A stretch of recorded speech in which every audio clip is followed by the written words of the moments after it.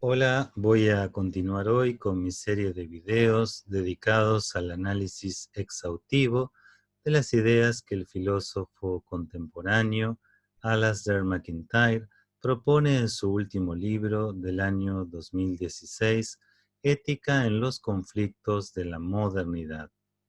Hoy me toca describir las ideas que MacIntyre propone en el punto 5 del capítulo 1 de su extenso ensayo. El título que lleva a este punto es el siguiente: Expresivistas y neoaristotélicos, su diverso modo de explicar el conflicto entre el juicio de la razón y el deseo intenso. MacIntyre comienza su punto del siguiente modo: para los neoaristotélicos hay una verdad moral a la espera de ser descubierta, una verdad referida a cómo resulta bueno y mejor vivir, una verdad sobre los principios generales que deben orientar la consecución de la vida buena y sobre cómo encarnar dichos principios en el aquí y ahora de nuestras particulares circunstancias. Al adoptar una postura neoaristotélica, asumimos concebir nuestra vida como una investigación continuada respecto a cómo se vive mejor en orden a la conquista del florecimiento.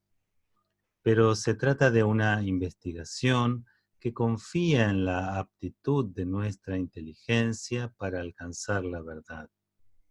En contraposición, desde la óptica expresivista, no existe tal verdad moral a la espera de ser descubierta. No existe tal verdad referida a la vida moral del hombre en cuanto tal. A partir de estas convicciones, MacIntyre se propone retomar las preguntas centrales de su indagación, apelando a una extensa argumentación teórica que tenga como punto constante de referencia el análisis de un ejemplo concreto.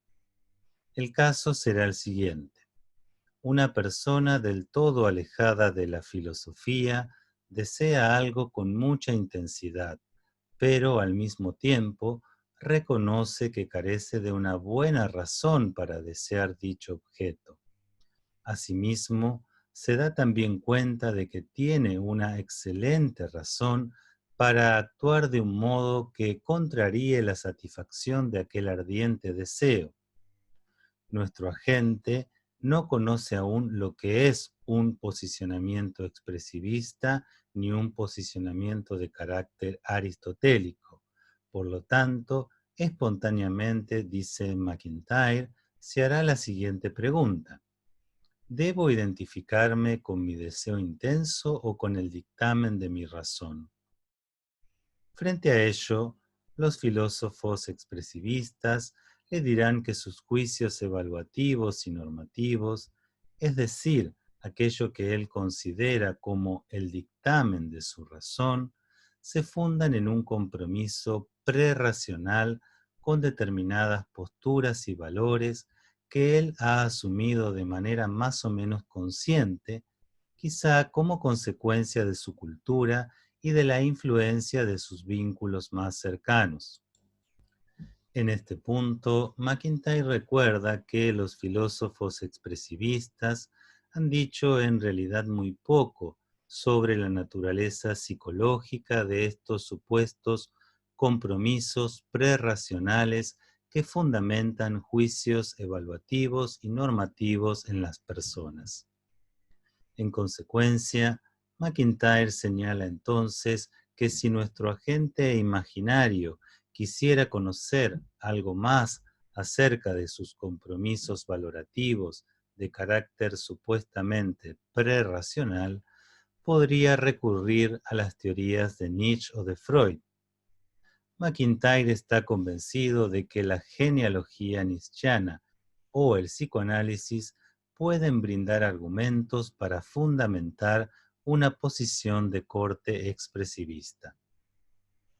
Por ejemplo, si el agente recurriese a la teoría de Freud, podría justificar la adopción de una posición expresivista a partir de la siguiente convicción.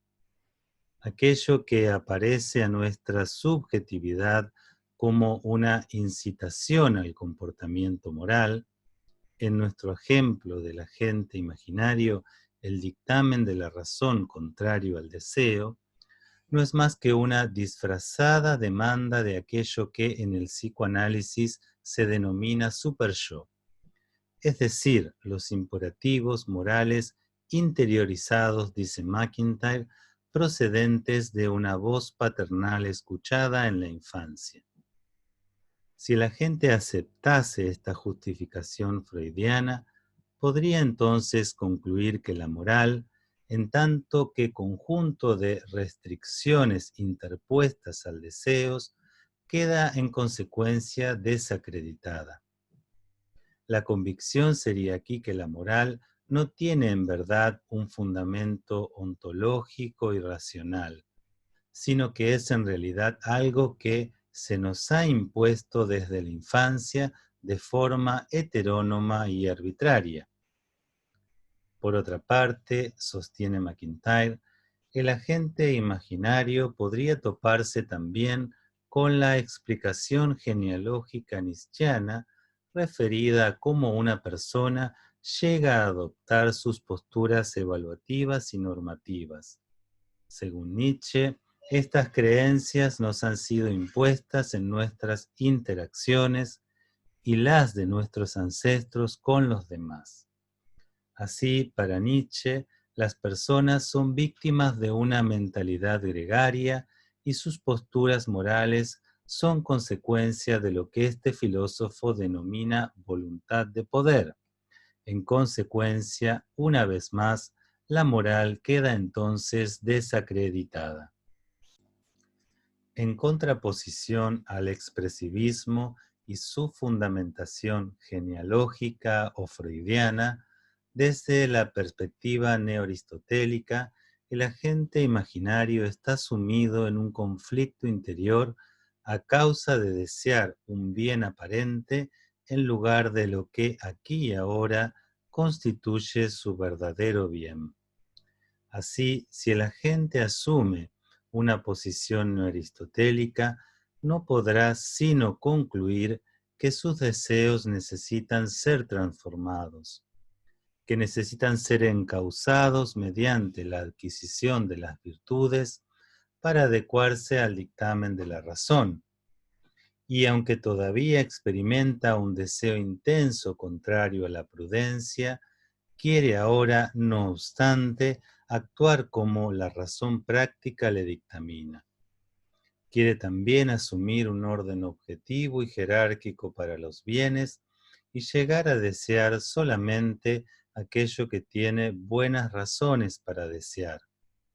En otras palabras, en tanto agente racional, aspira a no preferir el bien aparente al bien real en situaciones concretas.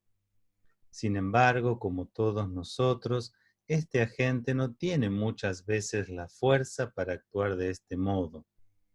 Como todos nosotros, nuestro agente imaginario es un agente moral imperfecto. En este punto, McIntyre recuerda que el propio Aristóteles delineó la situación de un agente semejante al describir la incontinencia, pero sostiene, y esto es una tesis que debe importarnos sobremanera, que la aproximación aristotélica necesita ser complementada y formulada en términos contemporáneos. Parte de esta labor la realiza el propio McIntyre en los apartados posteriores de su extenso ensayo. No obstante, el autor se afinca en la siguiente convicción: para actuar como la razón indica, nuestro agente imaginario necesita apoyarse en su educación moral precedente, especialmente en lo recibido en la primera infancia y en sus presentes relaciones sociales. Es decir, necesita reconocer cuáles son los principios de una buena educación afectiva y moral y al mismo tiempo apoyarse en el auxilio que brindan las buenas amistades. Hasta aquí lo desarrollado por McIntyre en el punto 5 del capítulo 1 de su extenso ensayo.